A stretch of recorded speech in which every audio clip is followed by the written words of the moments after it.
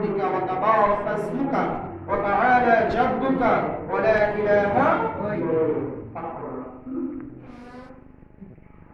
এরকম আছে, যেটা সহজ সেটাই আমি বলছি। পাঠ করার পরে কি করব? আউযু বিল্লাহ বিসমিল্লাহ পাঠ করব। করার পরে সূরা ফাতিহা পাঠ করব। করার পরে মনে করেন যে সূরা আলাম তারা দিলেন। কোন সূরা দিলেন? সূরা আলাম তারা ফিল। এটা করার পরে এই দোয়াটা 15 বার পাঠ করবেন। কয়বার পাঠ করবেন? 15 বার। সুবহানাল্লাহি ওয়া আলহামদুলিল্লাহি ওয়া লা ইলাহা ইল্লাল্লাহু আল্লাহু আকবার। হিসাবটা আপনাকে ব্রেন দ্বারাই রাখতে হবে। অথবা হাতের আঙ্গুল এই যে ধরলেন হিসাবের জন্য একটু সহজ সহজ করে নিলেন। বুঝবেন, আপনারা বুঝবেন, করতে লাগলে সহজ করে দেব আল্লাহ তাআলা। তাহলে কি সূরা ফাতিহা, ফাতিহার সাথে যে কোনো একটা সূরা আপনি মিল করলেন। করার পরে রুকুতে যাওয়ার পূর্বে আপনি কি করলেন? এই দোয়াটা বললেন, সুবহানাল্লাহি ওয়া আলহামদুলিল্লাহি ওয়া লা ইলাহা ইল্লাল্লাহু আল্লাহু আকবার।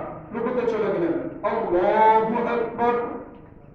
আচ্ছা, যাওয়ার পরে আপনি কি করবেন? সুবহান রাব্বিয়াল আযীম, সুবহান রাব্বিয়াল আযীম, সুবহান রাব্বিয়াল আযীম। কয়বার পাঠ করবেন? 3 বার, 5 বার, 7 বার আপনি পাঠ করলেন। করার পরে এই দোয়াটা রুকুতে থাকা অবস্থায় 10 বার। কয়বার? 10 বার। সুবহানাল্লাহি ওয়া আলহামদুলিল্লাহি ওয়া লা ইলাহা ইল্লাল্লাহু আল্লাহু আকবার।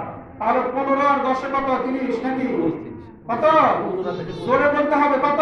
25। 25, তাই না? আচ্ছা, এখন পড়ার পরে সোজা হয়ে দাঁড়ালেন, সামিআল্লাহু লিমান হামিদা। স্টার্ট। এখানে আবার 10 বার। কয়বার? 10 বার। তাহলে 15 10 10 কত হলো? 35। করতে হবে এক রাকাতে কয়বার? 75 বার। সবেমাত্র 35 হলো। তারপরে আল্লাহু আকবার বলে সিজদায় চলে গেলেন।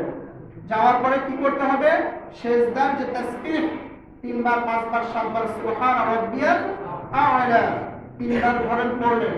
পড়ার পরে এই তাকবীরটা সুবহানাল্লাহি ওয়া আলহামদুলিল্লাহি ওয়া লা ইলাহা ইল্লাল্লাহু আল্লাহু আকবার 10 বার পড়তে হবে। তাহলে কয়বার হলো? 45। তারপরে আল্লাহু আকবার বলে দ্বিতীয় সিজদার জন্য উঠে আসলেন আপনি। এখন তো আপনি দ্বিতীয় সিজদা দিবেন, কিন্তু না দিয়ে এই বৈঠক অবস্থাতেই আপনাকে 10 বার পাঠ করতে হবে। কয়বার পাঠ করতে হবে? 10 বার। তাহলে কতবার হলো? তারপরে আল্লাহু আকবার বলে সিজদায় চলে যাবেন। আল্লাহু আকবার বলে কোথায় চলে যাবেন? সিজদায়। সিজদায় যাওয়ার পরে সিজদার তাসবিহ পড়ার পরে আবার 10 বার। তাহলে কত হলো? 65। তারপরে আল্লাহু আকবার বলে সরাসরি উঠতে হয়, তাই না? কিন্তু না উঠে আপনি কি করবেন? বসেই থাকবেন। আপনি বসবেন, বৈঠকের মতন বসে আবার আপনি কি 10 বার পাঠ করবেন। ঠিক আছে? তারপরে আপনাকে দ্বিতীয়বার আর তাকবীর বলার কি নাই? প্রয়োজন নাই ওঠার জন্য। পড়া শেষ, আপনি আস্তে আস্তে উঠে যাবেন। তারপরে নতুন করে আবার কি করবেন? সূরা ফাতিহা সাথে একটা সূরা পড়লেন, আবার ওইবার 15 বার পড়লেন, আবার রুকু করলেন, রুকু থেকে উঠে পড়লেন, সিজদা করলেন, আচ্ছা আরেকটা আচ্ছা বসলেন, আবার সিজদা করলেন। এখন বৈঠক। বৈঠকে কি করবেন আপনি?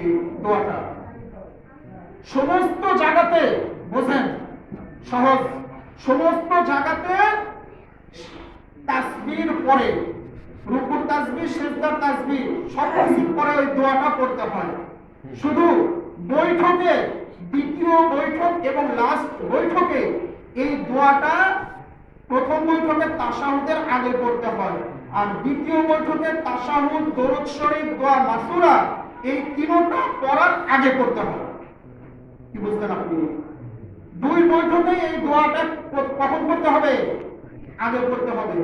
দুই বৈঠকে এই দোয়া আগে পড়তে হবে। তারপরে বাস লাস্টে আপনি পড়ে আসসালামু আলাইকুম বলিয়া বাস নামাজ কি করে দিলেন?